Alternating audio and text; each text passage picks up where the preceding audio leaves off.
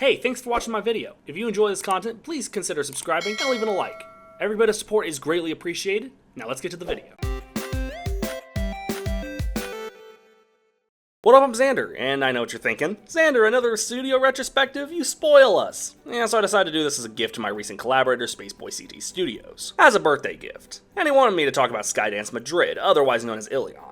Okay, yeah, I'll admit I don't have much to say on this studio. From what I've seen, their movies aren't bad, so this won't be as fun as my assemblage or dingo videos, but who cares? Anyways, let's dive right in.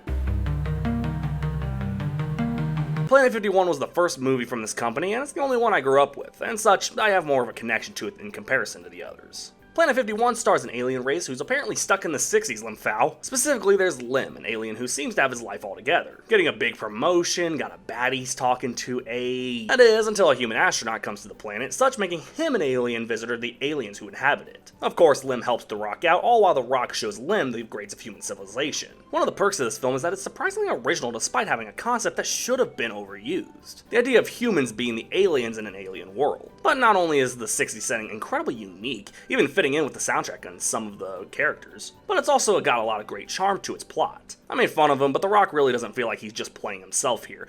He has hair. He surprisingly fits as the astronaut. That's Justin Long as Lim, and he's usually pretty funny, and thankfully he really fits this character. I also like some of the humor. I'll go ahead and say it's not a terribly funny film, but there is a lot of good bits, like the terribly complicated bit of the order these military guys shoot each other in the improbable case that the astronaut brainwashes them. The soundtrack is also pretty fun, fitting in with the 60s theme of the world. The whole film feels like a B movie, which is funny because they mock those in the universe. It's funny as fuck to me that this so-called higher intelligence would still watch Attack of the Killer Tomatoes. But I'll go ahead and say, although Long brings fun to the character, Lim himself just isn't that interesting. He's a boring straight man character who really doesn't add much flavor. Honestly, that's a big thing with this studio. The main characters are almost never interesting. It's the side characters that actually get the laughs. Sean William Scott voices his friend Skiff, and he's probably the only character who gets genuine laughs the entire film. There's a love interest, that's about it.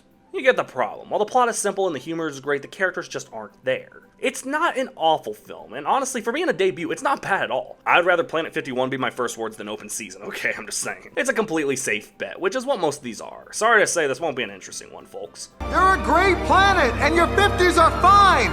But give me a call when you get to the 60s! I've got a point to make, I am being nasty! I should mention that there was one Spanish-only film that I wasn't able to find anywhere online. It doesn't seem like I would have been able to add much anyhow, so, my bad. Hijo de puta. Okay, I've talked about this one before, so I'll speed past this one to get to the ones I haven't discussed. Wonder Park, a Nickelodeon joint. What have I said? It's bland, uninspired, despite having a good premise and none of the characters are interesting, especially the main girl. Even visually, it's not interesting. I don't know, I've talked about this one so many times, I just want to get to the other ones. Now, here's a film with some genuine potential. Did you come out, Luck? I did. Joyful exclamation. And how did you do? Oh, well, there's a small, teeny, tiny problem. Well, as long as it's tiny, who gives a fuck? We release on Apple TV. Dude, this should have been a theater release, damn it! Not because the film is a grand epic scale film, but I'm just so tired of these genuinely decent animated films being limited to people who have specific streaming services. Legit, who the fuck pays for Apple TV? That's me, standing in the mirror. However, Luck is a genuinely decent animated film, starring a woman named Sam who just lives every day with bad luck. So my theory is that she's a female grown-up Milo Murphy. Well, it turns out she's part of a bigger conspiracy between good and bad luck. When she meets Bob, a black cat who's voiced by my glorious King Simon Pegg, it turns out Sam's part of a generation-long battle and it's up to her and Bob to help break the spell. Luck's best attribute is easily its story. I can't think of a lot of anime movies where they use luck as a literal term. The fact that there's different agencies that literally specialize in both good and bad luck is such a creative idea. I'm surprised more animated films haven't done that. Also, I don't care what anybody says, Bob is funny. Simon Pegg is really good at delivery. That's why while Ice Age 5 sucks, it's not necessarily all bad because Simon Pegg brings his A game despite the bad writing. While I would say it's a similar situation here, the writing isn't nearly as bad. It's just not as funny as Planet 51. I'll just have to say it though, Sam is boring. There's something really creative about a woman who literally just lives in bad luck like she knows that she's cursed. But she's not really given that much of a personality, not to mention the voice actress just isn't giving it her all. Also, I think I'm having a serious Mandela effect because didn't Aubrey Plaza voice her? I don't know, maybe I just imagined that. But with a creative story and a good side character, I'm willing to say Luck is a better film for the studio. And we got our last film. Man, when I heard about Spellbound, I was like, damn, that's an animated movie and I'm not gonna give a shit about it. I think fantasy is a good way to tell me I'm just not gonna like an animated film. It doesn't necessarily have to be a horrible flick, but I think fantasy is just one of the most overused settings in animation. Hell, even other forms of media, I just can't stand it. But the main character is voiced by Rachel Ziegler. I'm gonna fucking despise this. So, the main focus follows a king and queen who are going through a rough patch in their marriage. With threats of divorce, the daughter of the family accidentally turns them into these little creatures, and they go on a little journey of self-discovery and maybe, just maybe, get back together. No, they get divorced.